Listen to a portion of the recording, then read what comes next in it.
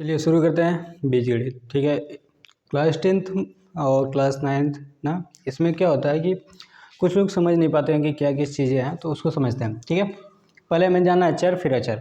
चर क्या होते हैं ना, ये क्या होते हैं, बीजीय पद होते हैं और इनका मान समय के साथ बदलता रहता है। मान लीजिए इनका मान क्या होगा, बदलेगा ना। कभी ए बराबर आप निकालेंगे, एक आएगा, कभी 1/2 आएगा, कभी 1/3, यानी बदलता रहता है।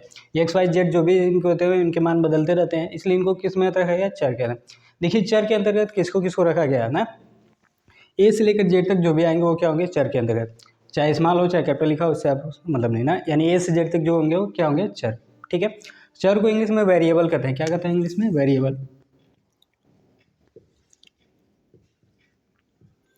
चलिए, तो कौन कौन से रखे गए, ए से लेकर जेड तक, क से लेकर ग तक जितने भी आएंगे वो किस में रखे जाएंगे, चर के अंतर्गत। अ से लेकर अ तक जो भी आएंगे वो किसके अंतर्गत है, चर के अंतर्गत। बात करें अचर के अंतर्गत, इसको कांस्टेंट कहते हैं इंग्लिश में,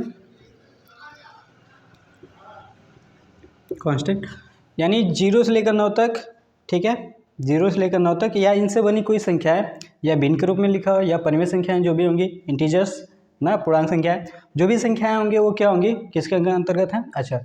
तो चर इनका मान समय के साथ बदलेगा, लेकिन अचर जो होंगे इनका मान समय के साथ कभी बदलता नहीं है। बातें समझ में। तो अब देखिए चर और अचर इन दोनों के आधार पर हम क्या करते हैं, बीजगणित का जोड़ और घटाना पढ़ते हैं। ठीक है, तो अब देखिए क्या कि याद रखेंगे पहली चीज़, इसकी परिभाषा क्या होगी, ऐसे बीजीय पद होते हैं जिनका मान क्या होता है, समय के साथ बदलता है। ठीक है, अचर क्या होंगे, अंकीय पद होंगे, इनका मान समय के साथ बदलता नहीं है ना, इनका मान कभी नहीं बदलेगा। 0 है तो 0 ही रहेगा क्वेश्चन में ना उसका मान।